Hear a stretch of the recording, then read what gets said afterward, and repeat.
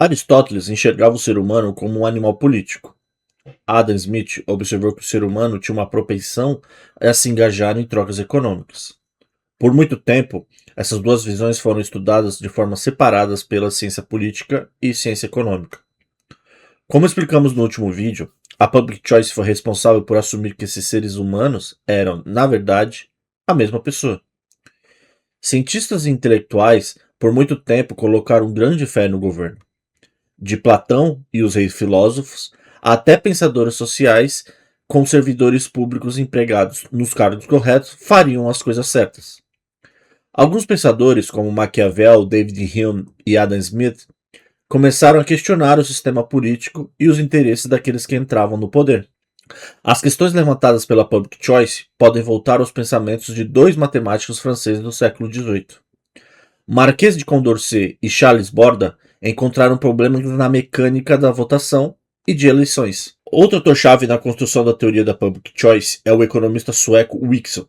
Ele levantou o problema de que uma maioria no poder poderia transferir injustamente o peso da tributação para a minoria. A proposta era gerar acordos unânimes para impedir que uma minoria fosse explorada. Redescobrindo as ideias de Condorcet e Borda, o economista escocês Duncan Black escreveu artigos de 1948 sobre problemas eleitorais. Com seu famoso Teorema do Eleitor Mediano, Duncan sugere que os partidos políticos buscam ganhar votos.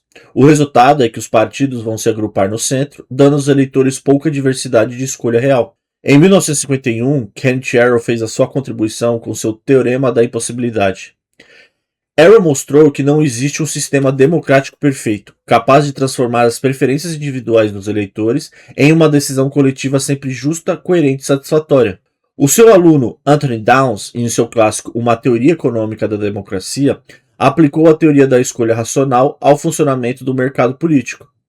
Porém, a ideia mais famosa de Downs é a ignorância racional. Buchanan e Tullock são, sem sombra de dúvidas, as principais figuras da Public Choice. No livro O Cálculo do Consenso, eles examinam o sistema de votação majoritária e o log rolling, uma dinâmica de troca de votos que no Brasil chamamos de toma lá da cá. Os autores rejeitaram qualquer teoria de análise coletivista para entender o sistema político. Pelo contrário, Buchanan e Tullock defenderam a ideia de metodologia individualista na análise política. Foram eles os responsáveis por implementar a teoria econômica à análise política e desafiar a visão predominante sobre o funcionamento do governo. Além disso, fundaram a Escola de Virgínia de Public Choice.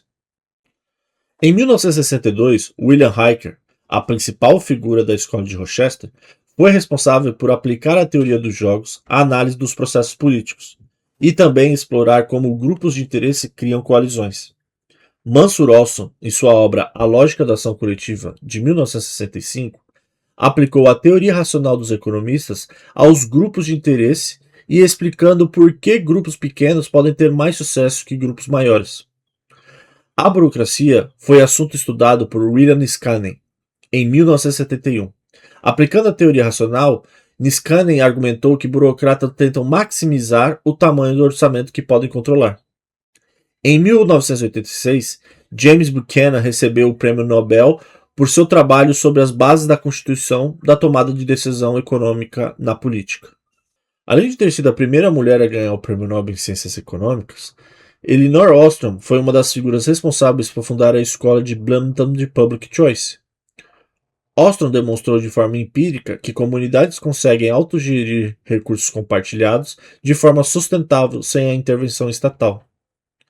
Muitos outros nomes foram importantes para consolidar a Public Choice como uma sub-área da economia. Nomes como Edward Clark, Theodore Groves, Vernon Smith, que também recebeu o Prêmio Nobel, Bryan Caplan e a sua teoria do eleitor racional fazem parte dessa lista. Muitos outros nomes ficaram de fora desse vídeo, mas no decorrer dos nossos estudos vamos acabar anunciando eles que fazem parte dessa tradição. Bom, agora que aprendemos o que é Public Choice, quais perguntas ela tenta responder e um pouco da sua história, está na hora de aprendermos um pouco sobre as diferentes escolas de pensamento. A Public Choice não se desenvolveu de forma única. Ao longo do tempo, diferentes escolas enfatizaram aspectos diferentes do processo político. No próximo vídeo, vamos aprender cada uma dessas escolas com mais calma. A ideia é entender como cada escola contribuiu para formar aquilo que hoje chamamos de public choice e por que essa abordagem mudou profundamente a maneira como economistas e cientistas políticos analisam o Estado, a democracia e as instituições. Porque entender public choice é entender a política sem romance.